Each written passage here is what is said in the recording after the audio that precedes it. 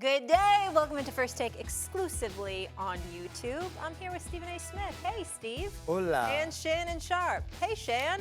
How we feeling, fellas? How you guys doing? Let's do this. Wonderful. Huge news coming out of the NBA. After trading away star guard Damian Lillard to Milwaukee, the Blazers were not done making moves as they traded newly all-star guard Drew Holiday to the Celtics. Here's the full tally of the trade. The Celtics send center Robert Williams, the third guard Malcolm Brogdon, and the deal, a 2024 first-round pick via Golden State and a 2029 first-round pick is also heading to the Blazers, according to our Adrian Wojnarowski. Stephen A., does Drew now make the C's the favorites? I believe he does.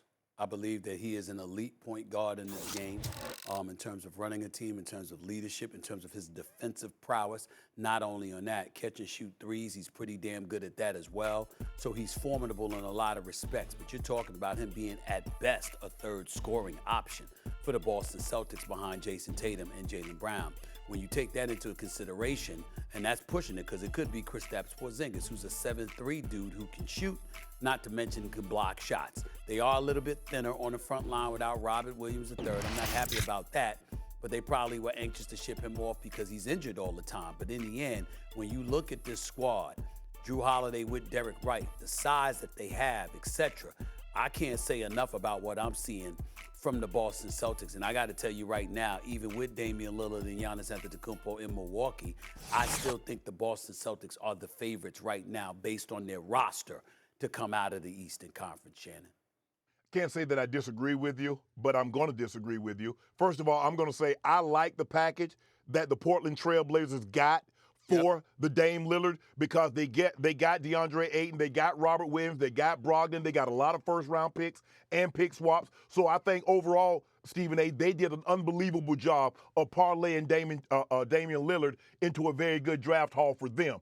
I'm going to say for the simple fact that Dame Lillard, because on a given night, every night that they play, these two teams play, the best player on the floor is who? Giannis. No matter what you think of Jason Tatum, he's not better than Giannis. Now, if you say JT is better than Dame, that means Milwaukee will have the first and the third best player on the court. And with that lineup, I'm gonna say I still would pick the Bucks in a 7-game series, Stephen A. I like the size. Brook Lopez, Giannis, Bobby Portis. They got some shooters. Malik Beasley.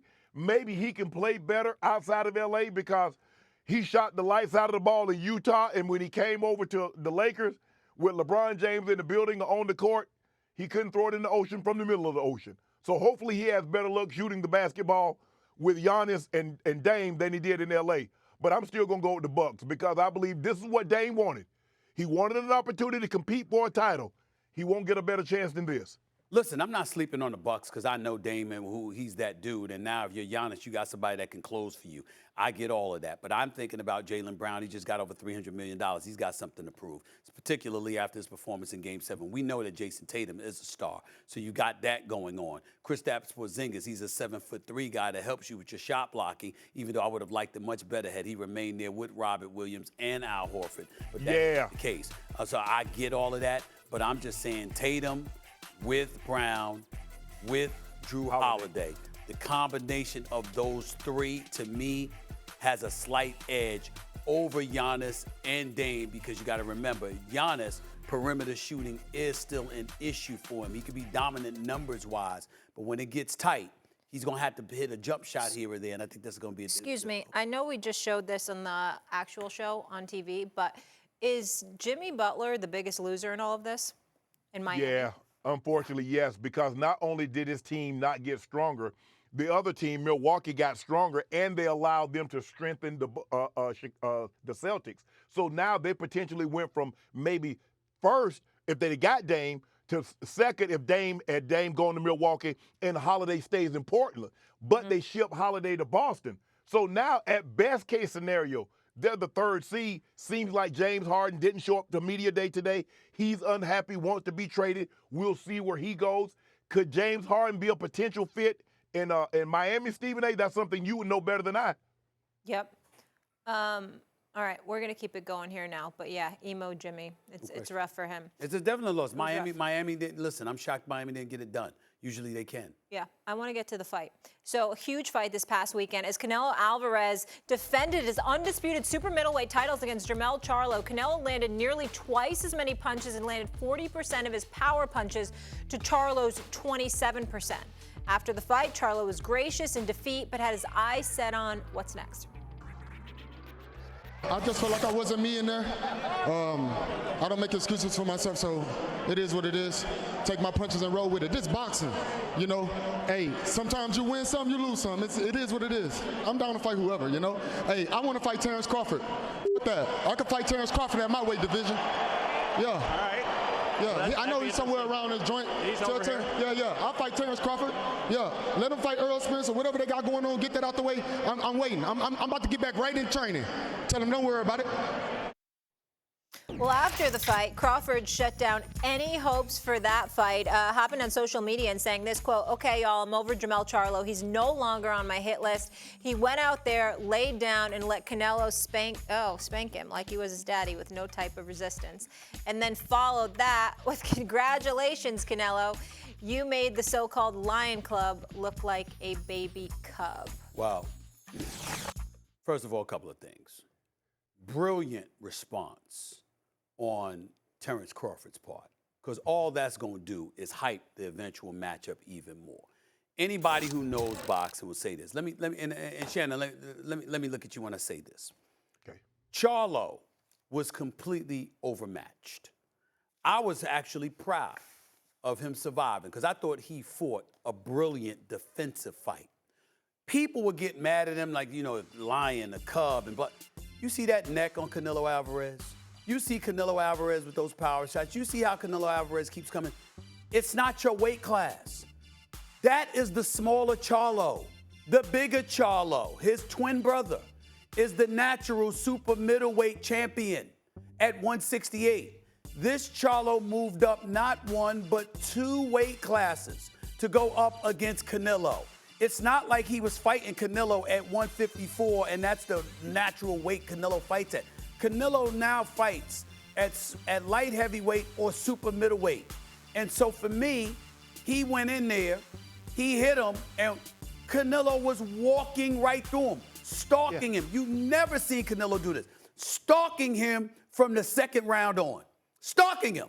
Like hands down, coming at him, because he knew that Charlo couldn't hurt him. The kid is too small for me. He can't hurt me. That's all that happened, which is why I respect Charlo acknowledging, yo, I came up here, you dare to be great. I tried it, it didn't work. Now let me go back to my weight class where I belong. And I think that's the wise decision for him to make. And Terrence Crawford, listen, Terrence Crawford's spectacular, no question about it. But I will say this.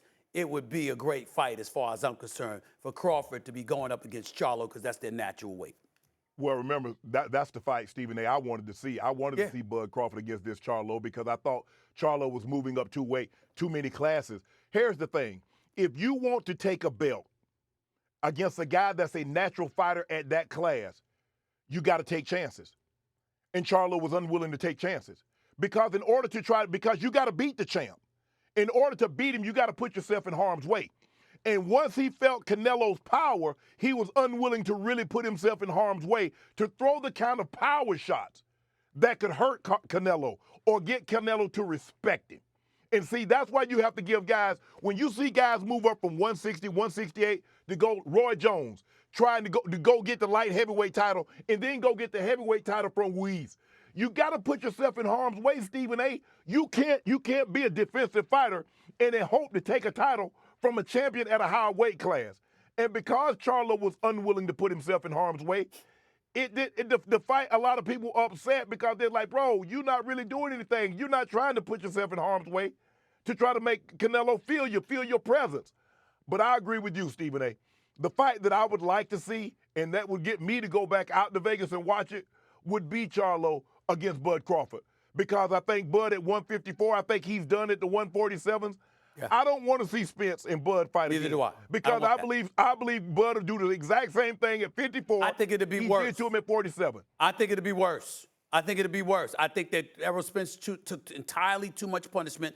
I don't want him back in the ring at all until next summer. at the very earliest, because that's how much punishment he took with those headshots. But having said all of that, Crawford can say what he wants to say. At the end of the day, you're going to give people the fights that they demand.